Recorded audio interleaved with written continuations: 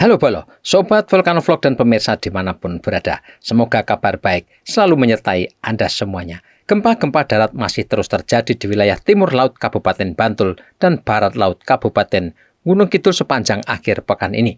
Meski tidak menggetarkan wilayah dan tidak semuanya dirasakan manusia, gempa terbaru di area sesar opak terjadi 2 kali pada Sabtu 31 Januari 2026. Gempa pukul 23.37 waktu Indonesia bagian Barat berkedalaman 13 km terletak 18 km barat laut dari Wonosari, ibu kota Kabupaten Gunung Kidul. Koordinat lokasinya di 7,6 derajat lintang selatan dan 110,52 derajat bujur timur. Magnitudonya 1,2. Beberapa jam sebelumnya juga terjadi gempa tektonik magnitudo 1,4.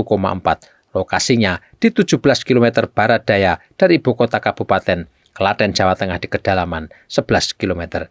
Dari ratusan gempa susulan atau aftershock di area gempa 27 Januari 2026, berikut saya sampaikan update analisis Badan Geologi terkait gempa tersebut. Hasil analisis ini telah dipublikasikan Badan Geologi lewat berbagai media yang dikelolanya pada 31 Januari 2026. Seperti kita ketahui, gempa cukup kuat terjadi pada 27 Januari 2026 pada pukul 13.15 waktu Indonesia bagian Barat. Koordinat lokasi di 7,87 derajat lintang selatan dan 110,49 derajat bujur timur.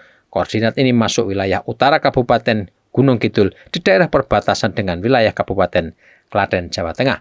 Magnitudo gempa 4,4, epicentrum di kedalaman 11 km, jarak 15 km timur laut Kabupaten Bantul, daerah istimewa Yogyakarta. Beberapa jam sebelumnya sebagian wilayah daerah istimewa Yogyakarta juga digetarkan gempa tektonik yang terjadi di Kabupaten Pacitan, Jawa Timur. Gempa terjadi pukul 08.20 waktu Indonesia bagian Barat bermagnitudo 5,7. Epicentrum gempa terletak di koordinat 8,18 derajat lintang selatan dan 111,33 derajat bujur timur. Dari koordinat ini diperkirakan gempa tektonik darat terjadi pada kedalaman 122 km di arah tenggara dari pusat kota Pacitan. Badan Meteorologi, Klimatologi, dan Geofisika dalam analisis awalnya menyebutkan gempa tektonik ini masuk kategori gempa menengah. Terjadi karena aktivasi deformasi batuan dalam lempeng. Hasil analisis mekanisme sumber menunjukkan gempa ini memiliki mekanisme sesar naik. Gempa Yogyakarta 27 Januari 2026 termasuk gempa dangkal yang terjadi di darat dan menunjukkan aktivitas sesar opak. Geliat sesar opak ini pernah menghancurkan sebagian besar wilayah Bantul, Yogyakarta, Sleman hingga Klaten pada tahun 2006. Gempa terjadi pada Sabtu pagi 27 Mei 2006 pukul 05.53 waktu Indonesia bagian Barat, berpusat sekitar 10 km dari Kecamatan Pundong, Kabupaten Bantul. Lokasi pusat sentakan bumi sekarang dikenal sebagai Tempuran Kali Opak dan Kali Oyo dan tak jauh dari lokasi Potrobayan River Camp. Nah, terkait gempa terbaru yang mengejutkan warga Yogyakarta, Badan Geologi menyampaikan laporan dan analisisnya sebagai berikut. Wilayah Yogyakarta secara morfologis berupa dataran rendah hingga dataran bergelombang di Bantul dan kota Yogyakarta. Sedangkan perbukitan hingga pegunungan berkembang di wilayah Sleman, Kulon Progo, dan Gunung Kidul. Peta geologinya di bagian selatan, Kabupaten Gunung Kidul tersusun oleh batuan karbonat berumur tersier yang membentuk bentang alam kars. Sedangkan di bagian utara, yaitu Kabupaten Sleman berkembang satuan batuan vulkanik yang relatif lebih muda.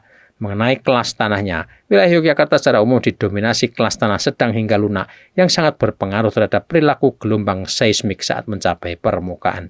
Secara susunan peta kawasan rawan bencana atau KRB, wilayah Yogyakarta termasuk kawasan dengan tingkat kerawanan gempa bumi yang relatif tinggi, terutama bagian tengah dan selatan.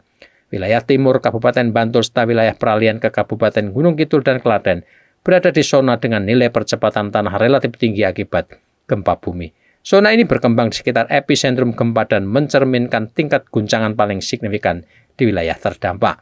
Mengenai mekanisme dan dampak gempa, gempa bumi 27 Januari 2026 dihasilkan pergerakan patahan mendatar mengiri dengan arah patahan barat daya ke timur laut. Berdasarkan parameter tersebut, gempa ini berasosiasi dengan aktivitas patahan opak. Wilayah dengan nilai PGA lebih tinggi umumnya mengalami intensitas guncangan hingga MMI 4 dan mencatat kerusakan ringan berupa jatuhnya genteng, retakan dinding, serta kerusakan ringan pada bangunan dan fasilitas umum. pada wilayah dengan nilai PGA lebih rendah dan intensitas guncangan sekitar MMI2, dampak yang terjadi umumnya bersifat kerusakan sangat ringan. Dari kejadian ini, Badan Geologi merekomendasikan masyarakat di wilayah Yogyakarta dan sekitar tetap tenang dan waspada mengikuti arahan pihak berwenang. Masyarakat diminta menjauhi daerah tebing-tebing yang berpotensi terjadi gerakan tanah, terutama pada saat hujan. Warga diminta untuk melakukan pemeriksaan mandiri kerusakan bangunan, selalu mengamati dan mematuhi tanda-tanda evakuasi. Bangunan di wilayah rawan gempa diharapkan dapat mengikuti kaidah bangunan tahan gempa guna menghindari resiko kerusakan. Demikian Bolo, Sobat Vulkanvlog dan para pemirsa semuanya. Semoga informasi singkat ini bermanfaat untuk mitigasi kebencanaan geologi di sekitar Anda dan kita semua. Salam sehat, salam tangguh.